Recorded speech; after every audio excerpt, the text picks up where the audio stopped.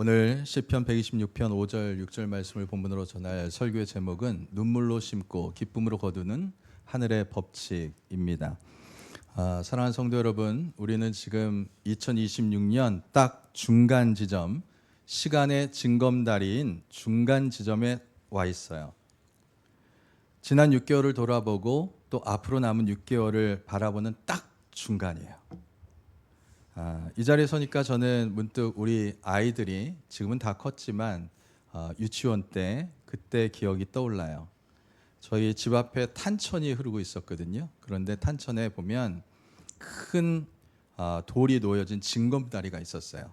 그럼 아이들 손을 잡고 탄천에 나가면 꼭 이 징검다리를 건너고 돌아왔어요. 아이들 보폭으로는 이거를 건너뛰기가 두려울 거예요.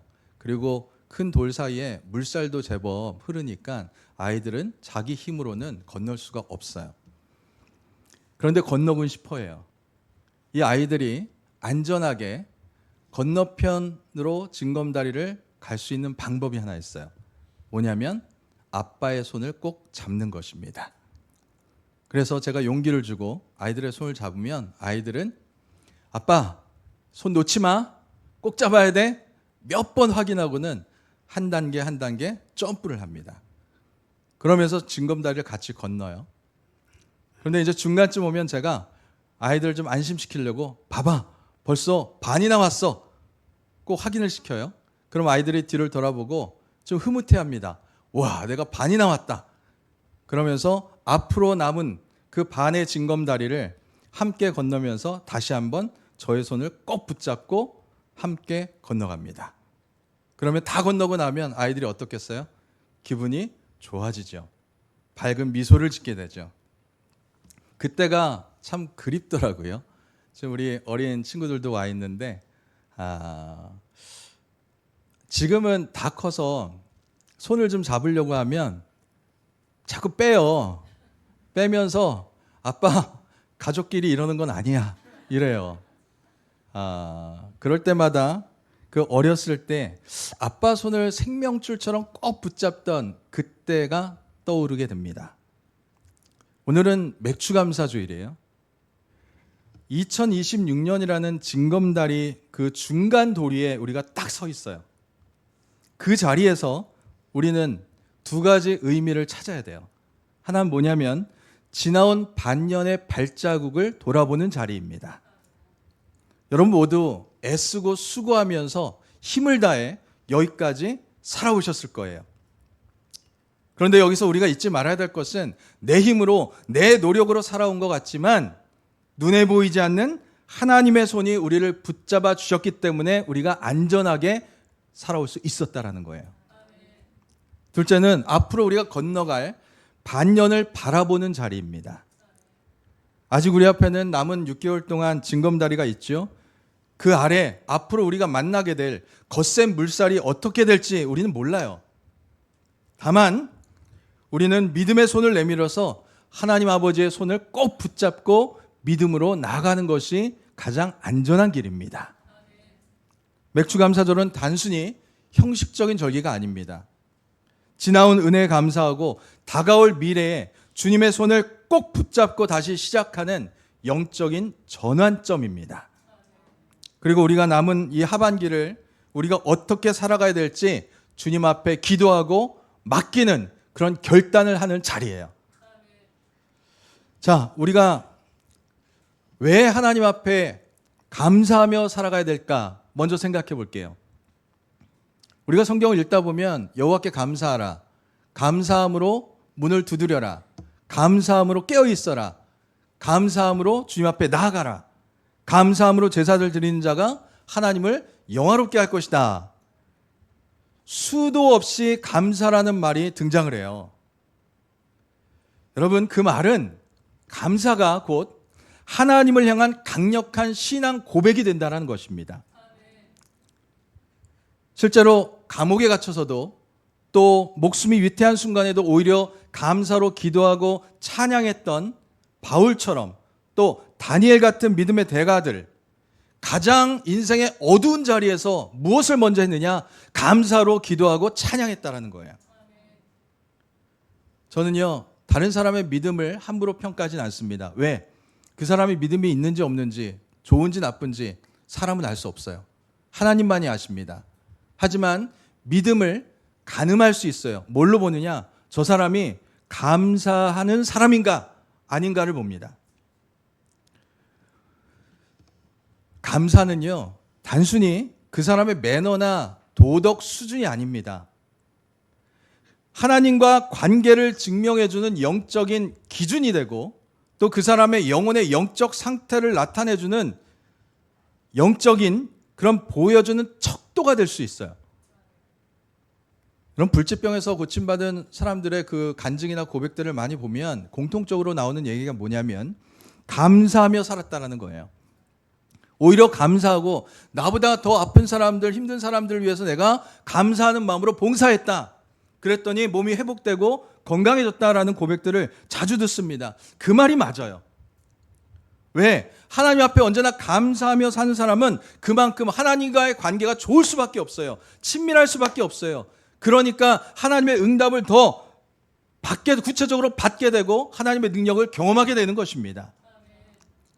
반대로 감사가 메마른 사람은요, 반드시 영적인 그런 질병들이 찾아옵니다. 감사가 사라진 자리에는 반드시 원망과 불평이 잡초처럼 자라나요. 여러분, 우리 마음에, 사람의 마음에는요, 공백이 없어요. 마음이 비어있으면, 허전하면 못 버티는 것이 사람 마음이에요. 뭔가로 채워져 있어야 됩니다. 하나님의 은혜에 대한 그 감사로 채워져 있어야 되는데, 이 감사가 비어진 자리에는 반드시 원망과 불평이 파고 들어와요. 출애굽한 이스라엘 백성들 보세요. 하나님의 기적으로 홍해를 건너고 광야에서 수많은 이적들을 보면서 하나님이 내려주신 만나를 먹으면서 순례길을 걸어가고 있거든요. 그런데 감사가 사라지니까 마실 물, 음식이 없다고 바로 모세를 원망하게 되고 하나님 앞에 불평을 쏟아놓게 됩니다. 이렇게 감사가 없으면 아무리 큰 기적 속에서도 불행할 수밖에 없어요. 또한 감사 없는 인생은 당연주의의 함정에 빠져요. 여러분, 모든 것을 당연하게 여기는 순간 은혜는 소멸합니다. 오늘 숨 쉬는 것, 여러분 아침에 일어나는 것, 눈 뜨는 것, 밥을 먹고 소화하고 또 배뇨하고 잠을 자고 걸어서 주님 앞에 나올 수 있는 것, 이 모든 것이 하나님의 전적인 은혜예요. 예전에 제가 병원 안병동에 입원한 적이 있거든요. 그때 6인실이었는데 다른 분들은 그래도 서로 대화도 나누고 담소도 나눴는데 창가에 계신 분, 남자분이 전혀 대화도 안 하고요. 늘 우울한 모습으로 이어폰만 끼고 있어요. 그래서 제가 그분께 다가가 제가 어떤 사람인지를 밝히고 함께 이야기를 나눴어요. 한참 이야기하다가 이분이 그런 얘기를 합니다. 창밖에 저기 도로변에 걸어다니며 출근하는 사람들을 보면서 이분이 저 사람들이 부럽습니다. 저렇게 걸어다닐 수 있는 것이 부럽습니다. 그래요. 나는 스트레스 받으면서 일하러 출근했는데 지금 보니 저렇게 일터로 나가는 바쁜 발걸음이 부럽습니다. 그래요. 여러분, 자신도 일할 땐 몰랐는데 이제 움직일 수 없는 상황이 되니까 일하고 걷고 숨쉬고 마시는 이 일상이 우리에게 허락한 얼마나 귀한 은혜인지를 뒤늦게야 깨달았다는 거예요. 사랑하는 여러분, 지금 여러분이 아침에 깨어나 걸어서 교회에 나오고 내 목소리로 찬양하고 기도하고 또 내 귀로 설교 말씀을 듣고 예배드리는 것도 하나님의 은혜인 줄 믿으시기를 바랍니다. 제가 목 수술을 3번을 했거든요. 3년 동안 3번 했는데 그 수술할 때마다 늘 걱정이 되고 기도했던 것이 뭐냐면 의사분이 목소리가 안 나올 수도 있대요. 목사인데 목소리가 안 나오면 어떻게 됩니까? 그때마다 기도했어요. 하나님, 목소리는 나와야 돼요. 하나님. 하나님이 부르셔서 주의 종이 됐는데 목소리가 안 나오면 어떡합니까? 근데 다행히 하나님께서 목소리를 더 좋게 만들어 주셨어요. 여러분, 내 목소리로 주님의 이름을 부르고 찬양하고 기도할 수 있다는 건 하나님의 은혜입니다. 그걸 당연한 권리로 생각하면 안 돼요. 여러분, 우리 모두 감사의 눈을 좀 크게 떠보세요. 감사의 눈. 감사의 눈을 가진 사람은요, 내 삶을 둘러싼 하나님의 은혜가 보여요. 하나님이 일하시고 도와주시는 놀라운 손길이 보입니다. 그런데 이 감사의 눈이 없는 사람은 고난이 크게 보여요. 문제가 더 크게 보입니다. 그러다 보니까 하나님이 예비하신 만 가지 은혜가 눈에 보이지가 않아요. 그래서 하나님은 우리에게 감사하라고 명령하세요. 우리의 영혼이 원망과 불평의 독소로 오염되지 않게 하시고 모든 일상이 하나님의 은혜로 둘러싸여 있고 하나님이 하시는 일들을 바라보라고 우리에게 하나님께서 처방전으로 내려주신 것이 감사해요. 이제 오늘 본문으로 들어가 볼까요? 오늘 본문은 우리에게 익숙한 말씀이죠. 우리 같이 읽습니다. 시작.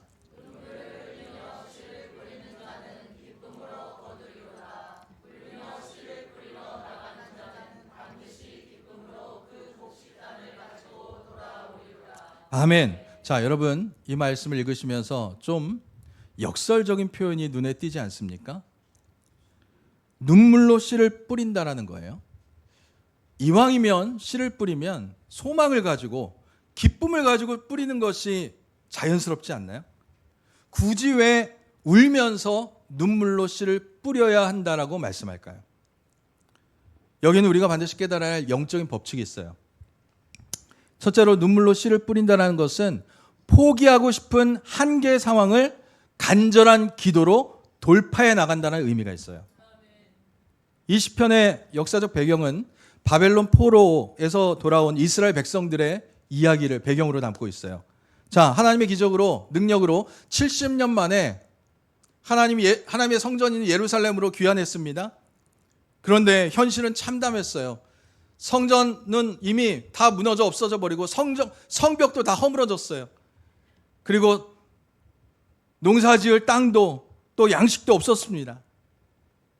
자, 이때 농부가 마지막 남은 그 씨앗 한 움큼을 손에 쥐고 있어요. 이것을 끓여 먹으면 집에서 굶는 아이들 한 끼는 해결할 수 있어요. 하지만 땅에 뿌리면 우리 가족은 굶어야 됩니다. 농부는 절망적인 현실 앞에서 갈등을 하고 눈물을 흘립니다. 그러나 오늘 먹어버리면 내일은 없기에 미래의 소망을 가지고 현재의 아픔을 참고 눈물을 흘리면서 땅에 이 씨를 묻습니다. 우리의 신앙생활도 마찬가지예요. 사방이 다 막혀 있는 것 같고 포기하고 싶을 때 내가 기도한다고 해서 이것이 될까? 그런 절망감이 찾아올 때가 있죠. 바로 그때 눈물을 흘리면서 기도의 자리를 지키는 것, 낙심의 자리를 털고 일어나서 믿음으로 예배 자리로 향하여 나가는 것, 하나님 보좌 앞에 예배자로서 서는 것, 이것이 바로 눈물로 씨를 뿌리는 자세입니다. 땀만으로는 안 되는 일이 있어요. 마음의 중심이 담긴 간절한 눈물이 필요할 때가 있어요. 눈물의 기도로 키운 자식은 결코 망하는 법이 없다라고 그러죠. 자녀를 위해서, 가정을 위해서, 일터를 위해서 부르짖는 눈물의 기도는 하나님의 보좌를 움직이는 강력한 제물이 되는 거예요. 하나님은요, 우리의 눈물을 병에 담으신다라고 그랬어요. 기억하신다라는 거예요. 여러분, 지금 무엇 때문에 눈물을 흘리고 계십니까? 우리가 눈물로 뿌린 기도의 씨앗, 결코 땅속에서 그냥 말라비틀어 없어지는 것이 아닙니다. 반드시 땅속 깊이 믿음의 뿌리를 내려서 마침내 응답의 열매를 거두게 될 줄 믿으시기를 바랍니다. 둘째로 눈물로 씨를 뿌린다는 것은 철저한 자기 부인이라는 영적 산고를 의미하는 거예요. 농부가 씨앗을 땅속에 심으면 이 씨앗은 어둡고 축축한 땅속에서 스스로 깨어져야만, 죽고 깨어져야만 씨앗을 발하고 비로소 생명의 싹이 튀어나오고 자랄 수가 있는 거예요. 예수님도 하나님의 미래 땅에 떨어져 죽지 아니하면 하나 그대로 있고 죽을 때 많은 열매를 맺는다라고 말씀하시죠. 내 생각과 내 고집과 또 내 본성을 십자가 앞에 깨뜨리고 내려놓는 과정 쉽지 않습니다. 아프고 눈물 날 때가 있어요. 내 뜻대로 하고 싶죠. 내 직성대로 하고 싶죠. 하고 싶은 말 다 하고 싶죠. 내 감정대로 다 쏟아놓고 싶죠. 하지만 그럴 때마다 내 것을 억누르고 하나님 말씀 앞에 나를 쳐서 복종시키는 과정에서 눈물 나는 치열한 영적 싸움이 일어납니다. 이런 영적 싸움에서 내가 죽고 예수가 사는 삶을 살 때 성령의 열매를 우리가 거둘 수가 있는 거예요. 여러분 잘 아시죠? 나주계사. 우리 교회가 늘 부르짖는 얘기예요. 나는 죽고 예수로 사는 사람. 내가 살아있으면 여전히 내 의와 교만이 자리 잡아요. 나를 주장하려고 해요. 내가 죽고 눈물의 씨앗을 뿌리고 심을 때에 그 자리에 예수의 생명이 자라고 역사하는 줄 믿으시기를 바랍니다. 그렇다면 우리가 눈물을 흘리며 씨를 뿌린다는 것은 구체적으로 어떤 모습으로 나타나야 되는가? 절망의 자리에서 농부가 흘리는 눈물을 기쁨의 단으로 바꾸는 결정적인 모습이 있어요. 바로 미리 감사이고 그리 아니하실지라도 감사입니다. 상황이 좋고 일이 잘 풀릴 때 하는 감사는 누구나 쉽게 할 수 있는 조건적 반사죠. 그것은 이미 주어진 열매를 누리는 것밖에 안 돼요. 물론 환경이 척박하고 삶의 형편이 너무나도 힘들고 눈앞이 암담할 때 미리 감사하고 그리 아니하실지라도 감사하는 것은 결국 쉽지 않습니다.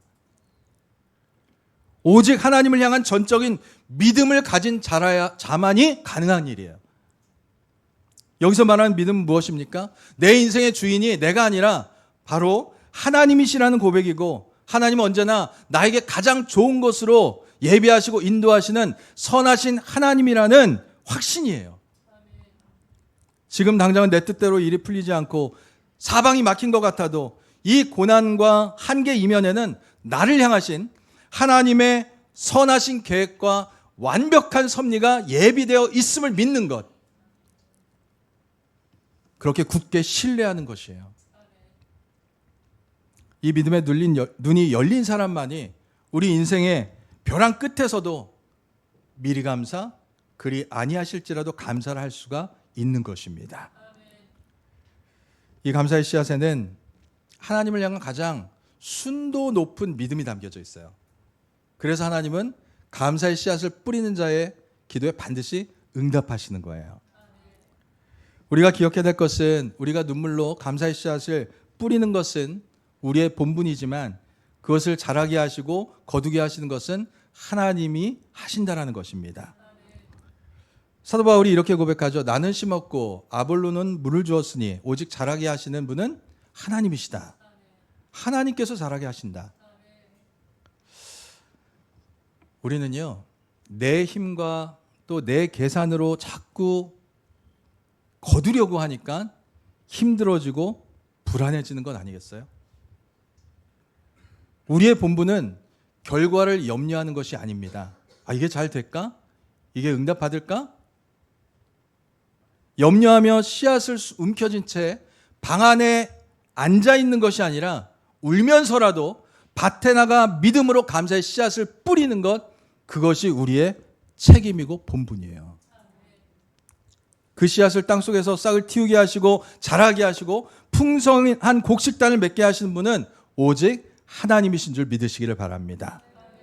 그러므로 여러분, 다가올 하반기의 결과를 미리 두려워하거나 걱정하지 마시기 바랍니다. 우리가 이 영적 전환점에서 하나님을 향한 온전한 신뢰로 눈물의 씨앗과 미리 감사의 씨앗을 심는다면 하나님은 반드시 하나님의 때, 가장 좋은 때, 가장 선하고 좋은 것으로 응답하시고 열매 맺게 해주실 것을 믿으시기를 바랍니다. 말씀 맺습니다. 사랑하는 여러분, 오늘 본문 6절은 우리에게 선포하죠. 울며 씨를 뿌리러 나가는 자는 반드시라고 그랬어요. 기쁨으로 그 곡식단을 가지고 돌아오리로다. 눈물로 시작된 인생일지라도 믿음으로 감사의 씨를 뿌린 자의 결말은 결코 눈물로 끝나지 않고 하나님이 주시는 충만한 기쁨으로 거두게 될 것이다 라는 고백이에요. 이제 우리는 예배를 마치고 다시 삶의 일상으로 돌아갑니다. 2026년 하반기란 남은 6개월의 징검다리를 다시 건너기 시작합니다. 여전히 물살은 거세고 또 내 힘으로는 도저히 건널 자신이 없어서 두려운 순간도 맞이하게 될 거예요. 그때 우리가 해야 될 일은 이겁니다. 어린 시절 징검다리 위에서 아빠 손을 생명줄처럼 붙잡았던 그 순전한 믿음을 가지고 우리 하늘 아버지 주님의 손을 꼭 붙잡는 것입니다. 한 손은 주님의 손을 꼭 붙잡으시고 한 손은 기도의 씨앗, 감사의 씨앗을 부지런히 뿌리면서 믿음의 걸음을 힘차게 내딛어 가시기를 바랍니다. 그래야 2026년 징검다리의 끝자락에 섰을 때 올해 내 힘이 아니라 하나님이 하셨습니다. 하나님이 나를 여기까지 인도해 주셨습니다 라고 고백하며 기쁨의 곡식단을 거두고 환하게 미소 지을 수 있는 우리 모두가 될 수 있기를 주님의 이름으로 간절히 축원드립니다. 기도합니다. 에베네셀 하나님, 지난 6개월 동안 거친 세상의 물살 속에서도 우리의 손을 꼭 붙잡아 주시고 안전하게 이 중간 징검다리까지 인도해 주심을 감사를 드립니다. 우리의 입술에서 원망과 불평의 잡초를 제거해 주시고 오직 감사와 신뢰의 고백이 넘쳐나게 하여 주시옵소서. 낙심되는 순간에도 눈물을 흘리며 기도의 씨앗, 감사의 씨앗을 뿌리러 나가는 영적 결단이 있게 하여 주시옵소서. 우리 삶을 잘하게 하시는 하나님만을 신뢰하오니 남은 6개월 동안 우리의 삶에 역사하사 마침내 기쁨의 단을 거두는 기적을 보게 하여 주시옵소서. 예수님 이름으로 기도드립니다. 아멘.